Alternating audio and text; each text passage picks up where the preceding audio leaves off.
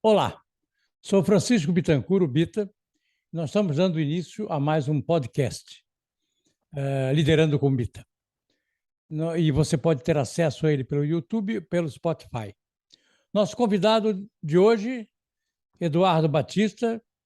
Eduardo, graduado pela Universidade Estadual do Maringá, com pós-graduação em área de segurança do trabalho, gestão de pessoas e projetos, engenharia de produção e gestão industrial.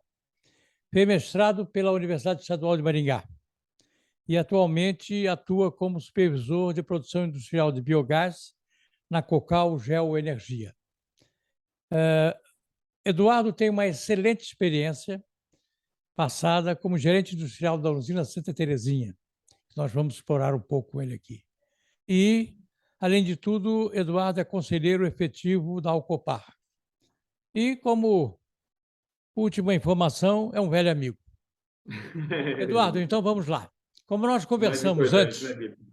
a minha proposta é que você fale da sua experiência como supervisor, como gerente, você que lidou com equipes da área industrial de uma usina, de mais de uma, né?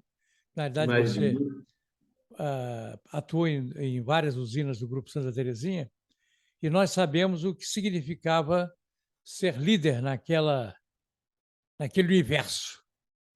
E nós gostaríamos que você fizesse um relato de como é que você chegou nessa área. Você hoje fez até uma observação interessante antes da nossa conversa.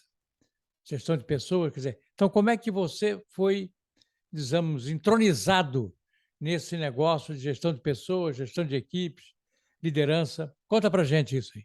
Compartilha conosco. Compartilhamos.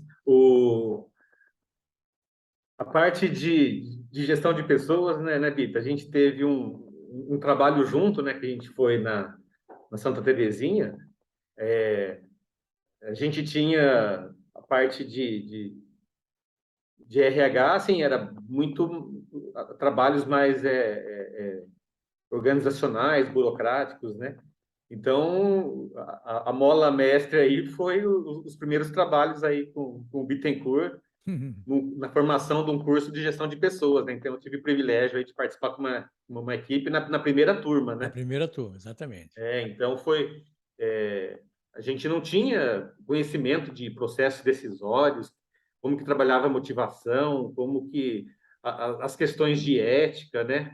Era tudo empírico, não tinha uma metodologia. A gente acho que tinha até desconhecimento que tinha metodologia para essas áreas de gestão de pessoas, né?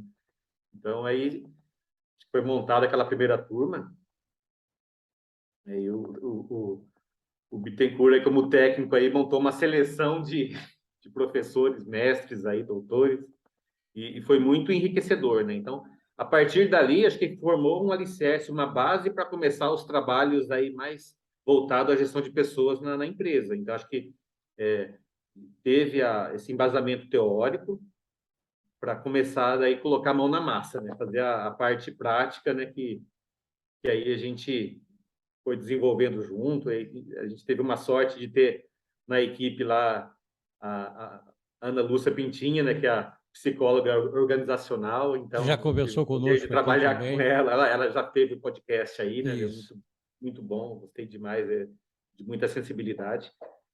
E aí a gente trabalhou junto em Paranacite, eu tive o privilégio de trabalhar de novo com ela em outra unidade, em São Tomé, né? E aí a gente assim, aprofundou ainda mais ainda os trabalhos, né, de gestão de pessoas, e o mecanismo que a gente utilizou muito eram os contratos de mudança, né? Então essa era Como é que outra. funcionavam esses contratos de mudança? Que, na realidade, eles eram contratos de desempenho, né?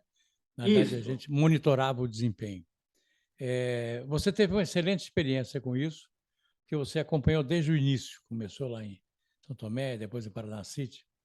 Nos dá um extrato aí dessa experiência com contrato de mudança, com contrato de desempenho. O contrato de mudança, na verdade, a gente fazia uma linha, né? Uma linha de confiança da gente com o nível hierárquico nosso, com o colaborador que estava junto com a gente. E o mais importante é que a gente começou a escalonar, né? Então, a gente fazia, na época, em Paranacite, eu estava de supervisor, aí a gente fazia com um encarregado, o encarregado fazia... Aí começou a escalonar. E aí, em São Tomé, né, que acho que foi um processo até um pouco mais aprofundado, né, que em São Tomé eu fui como gestor, e aí a gente montou a equipe lá com todos os supervisores, né, fazer o contrato de Isso, mudança. Então, a gente exatamente. fazia um aspecto comportamental, o pessoal lia livros, né, o Monge Executivo, Essencialista, e tinha que passar para os outros membros da equipe. E a gente fazia, além da parte comportamental, a parte técnica, né? Então, estudava, a gente tem um livro lá, Engenharia de Açúcar de Álcool, um livro novo lá, e cada um estudava um capítulo e passava para os outros, né? Aí, alguma coisa administrativa, então, um controle da sua área, um controle de custo, as metas. Então, era bem puxado. O pessoal até fala assim, nossa, vai ter que contrato de mudança, vai ter que apresentar. Mas a gente fica muito grato, né, que a gente montou a equipe lá em São Tomé. Então, foi uma época que o grupo estava assim, ampliando outras unidades. Então, bastante a equipe de gestão, supervisão, quase que foram para outras unidades. Eu fui para lá assim para montar a equipe, né? Se fosse ver, precisaria contratar umas 5, 6 pessoas, né? Aí o diretor falou assim, não, vamos fazer interno, vamos montar a equipe o que a gente tem, vamos capacitar, treinar, e daí, se precisar, a gente vê lá na frente, se precisa trazer mais alguém de externo. Uma E das foi coisas um... que... termine, depois eu Não, faço um acho que interno. foi uma grande decisão, né? Porque a gente, com a equipe interna, assim, acho que o pessoal tem um comprometimento muito maior, né? E aí a gente formou toda essa base, mas assim, bem encarregado para chefe, chefe para supervisão, trainee para supervisão. Então foi escalonando e todo mundo abraçou a causa, né? E a gente aí fez um trabalho muito bom lá em 5 anos, os resultados ano a ano cada vez se melhores, né? E a gente vê hoje, né, da equipe lá, então um supervisor hoje é diretor, uma trainee é gerente de uma corporação grande, um encarregado é supervisor do maior grupo de açúcar do Brasil. Então, você vê o quanto que, assim, que talvez possa ter é, ajudado, né, na formação dessas pessoas, né? Uma das coisas que me chamou a atenção muito no contrato de mudança, que foi uma ideia surgida, eu diria até que surgiu da cabeça da Ana Lúcia Pintinho, nós aí começamos a trabalhar juntos. Uma das coisas que me chamou a atenção é que o contrato de mudança ele era uma evolução da velha avaliação de desempenho. Na realidade, você gerenciava o desempenho do indivíduo por intermédio dele. Era ele quem era responsável. Então, quando você falou agora um pouco aí, a preocupação com as apresentações, no início eu me lembro que eram todas muito tímidas, mas com o evoluir dos trabalhos, eles foram aperfeiçoando e as apresentações se tornaram... Às vezes Excelente, passávamos né? 2 dias inteiros ouvindo a apresentação, com um material muito bem elaborado, e isso mudou, isso aí é uma realidade que você acaba de trazer, mudou o perfil dos liderados e, consequentemente, dos líderes, né? Porque os líderes também eram submetidos ao contrato. Mas uma das coisas que me chamou a atenção, que eu gostaria de dividir com você, é que, em determinado instante, no início do contrato, a direção da empresa estabelecia determinados padrões a serem seguidos. Não sei se você lembra os índices, ela trazia Sim, alguns índices. Eu me lembro que, numa determinada ocasião, estávamos reunidos, se eu não me engano, eu, Pintinha, a Ana Lúcia Pintinha, você e o Maurício Honda, e nós ouvimos quando o diretor da indústria fez uma exigência a respeito do grau de eficácia ou do grau de produtividade um tanto quanto elevado. Eu me lembro que, na época, você fez uma observação dizendo o seguinte: nós estamos no mês de junho, hoje a nossa média é X. Se nós fizermos 100% até o final do ano, nós não vamos atingir esse nível. Portanto, esse índice que o senhor está sugerindo é absolutamente intransponível. Evidentemente que eu me lembro que o diretor engoliu em seco, mas concordou. Então, essa era a essência do contrato de mudança. Ele compartilhava a liderança entre líderes e liderados, principalmente diretores, gerentes e também supervisores, que acabavam sendo Supervisores, isso. envolvidos.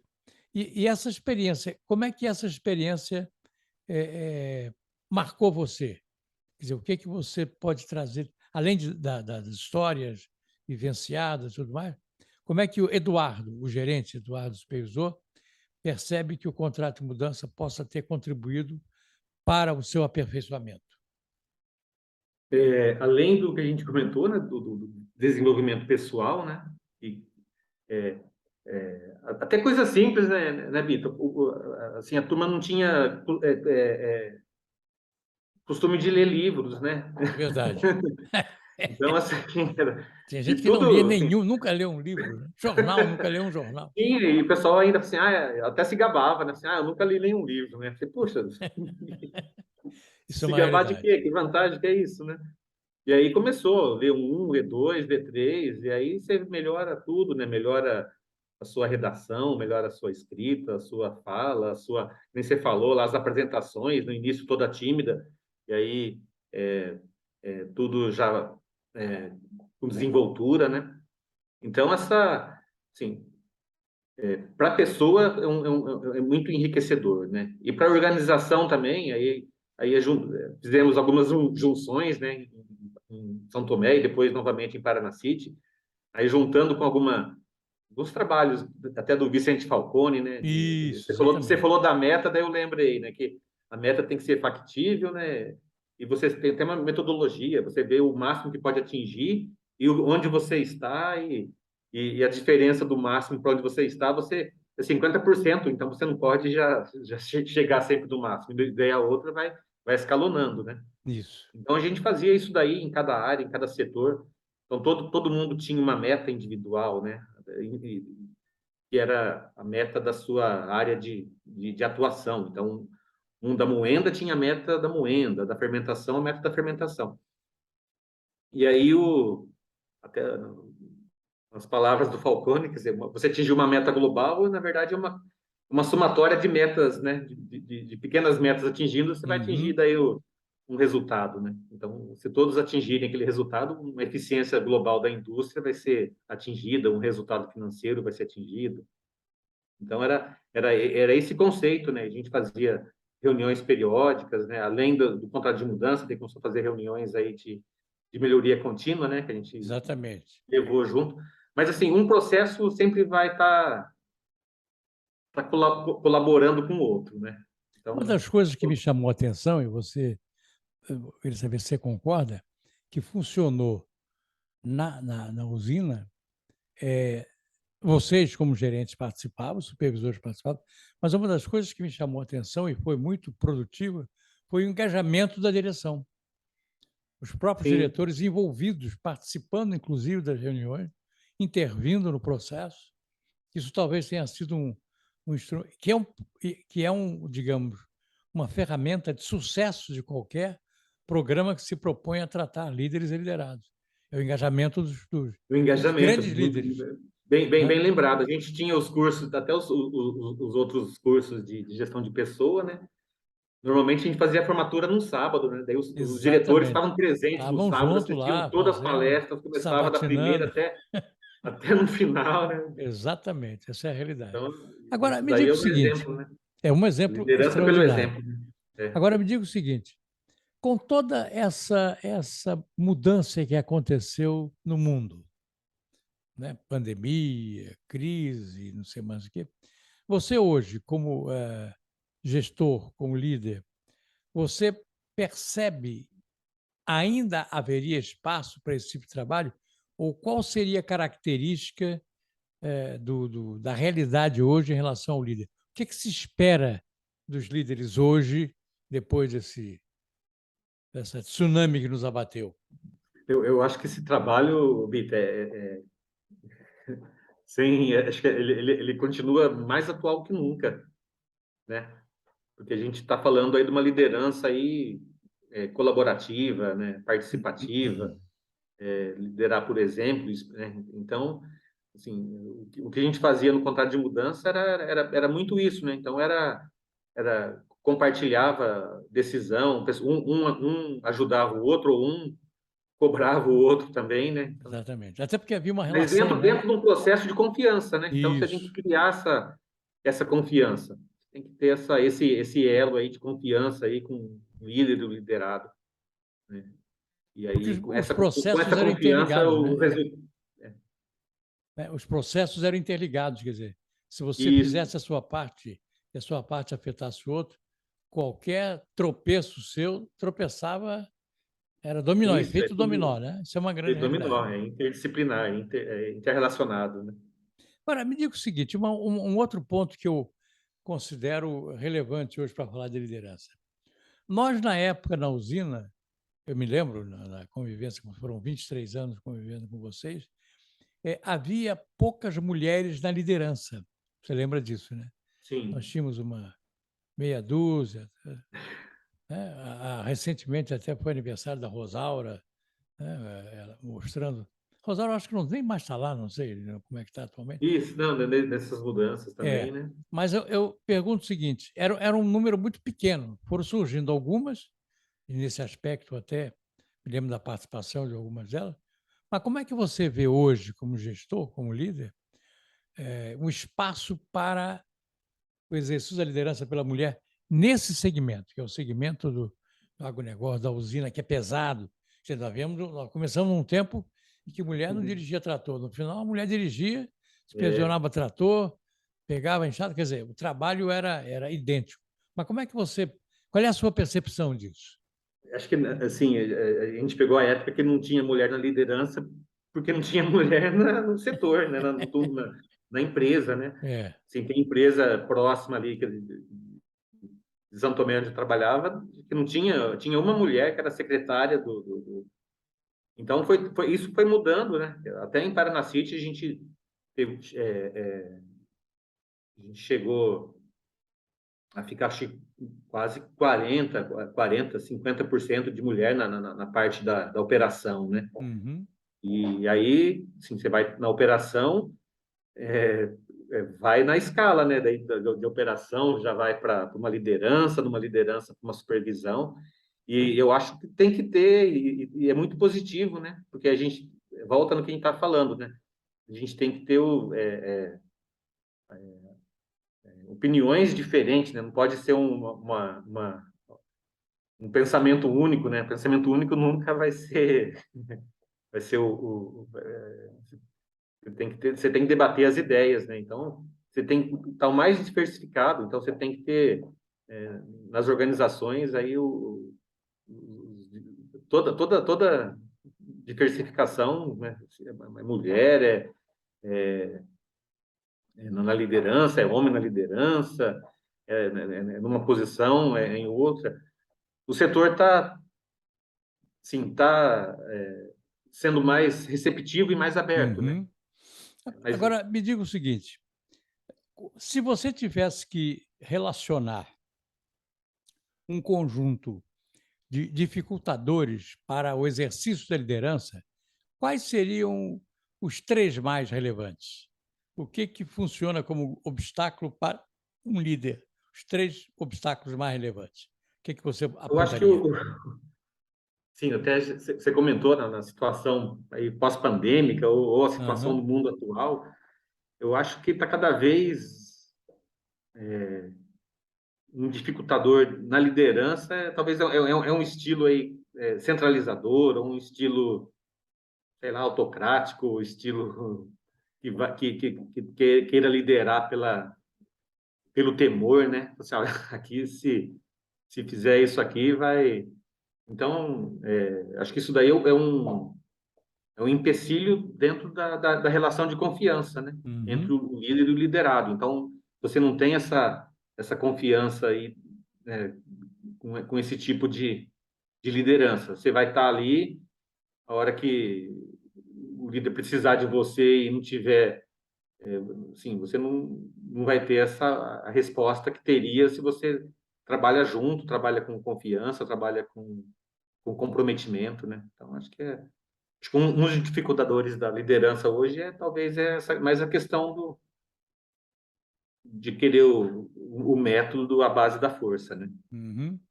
Perfeito. Então, assim, eu Hoje. sempre, assim, isso daí, não sei, não é nem de agora, mas eu sempre tive esse pensamento dessa questão participativa, um líder Uhum. servidor, né? E sempre com atuação aí, com respeito, né? Com todos, né? Respeito, humildade, né? A gente está junto, né? Então, Sem dúvida. fazer um processo empático aí, que isso daí, só, eu também estou vendo, eu também não sei, vamos ver junto, vamos ver o que a gente vai fazer. Então, agora, no novo projeto, assim, a gente ainda está escalonando essa parte de gestão de pessoas, que a gente está montando, agora montou a equipe, então é treinamento mais na parte operacional, capacitação, né? Como é que a gente fala lá, o chá, né? O conhecimento, a habilidade, né? E atitude, Depois trazer a atitude, né? E daí, essa atitude acho que é mais na explicação da razão do fazer, né? sem Do dúvida. propósito, né? Ó, você está num propósito, você está numa empresa, num trabalho aí que é sustentabilidade, com economia circular, com questão ambiental, né? Você está fazendo uma energia de um produto renovável. Então, você tem, né, trazer esse propósito junto com a equipe para ele sentir, né, essa valorização. Nossa, eu estou participando dentro de um processo aí inovador, né? Então, até para mim, né, eu saí de uma zona de conforto, né? Estava numa É área que eu verdade. conhecia aí mais de 20 anos, daí entrar numa Aham. área 100% nova aí, então Isso é também, uma também realidade. tive um pouco da... Algum outro aspecto importante, aí confirmando o que você diz, existe um professor de Harvard, é um indiano, Ramcharan, ele diz o seguinte: a liderança contemporânea ela é marcada pelo respeito, como você falou, e não pelo temor. Você não tem que ter medo do líder, você tem que ter respeito a ele. Essa é uma realidade. Agora, me diga o seguinte: você, ao fazer a sua observação sobre os obstáculos, você acabou abordando os aspectos positivos, seria o respeito, seria o compartilhamento, um dos profissionais que o antecedeu aqui no podcast definiu com uma palavra muito interessante. Ele disse: a palavra mais importante é o convite. É o líder fazer o convite para que os liderados participem do processo. Né? A Assim, palavra-chave é convite. Então, para que nós pudéssemos concluir esse nosso podcast, eu pediria a você o seguinte: se você tivesse que. Você vai fazer, inclusive, uma palestra agora em outubro, né? Em mês que vem, setembro, em setembro, mês que vem. né? Não sei se é É. sobre isso, mas digamos que você fosse convidado a dizer algumas coisas para novos líderes. O que você diria para eles em 5 minutos? Acho que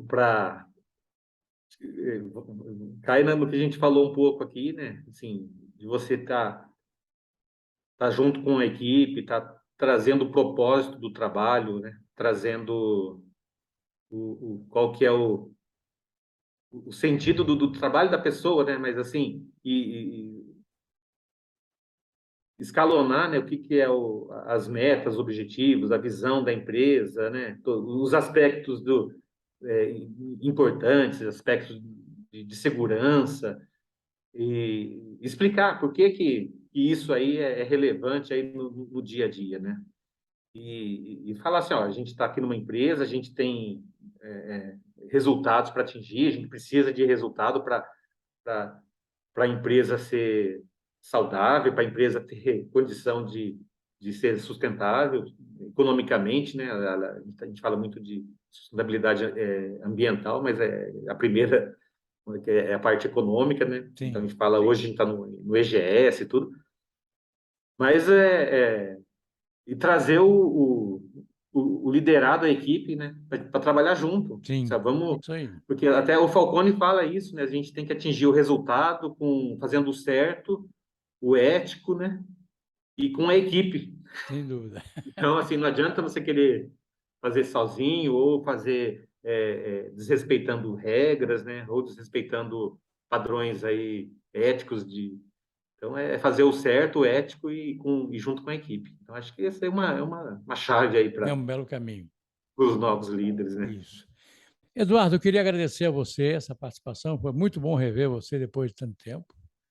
Tenho certeza que aqueles que nos acompanharem vão fazer algumas reflexões aí sobre a sua experiência, que é riquíssima.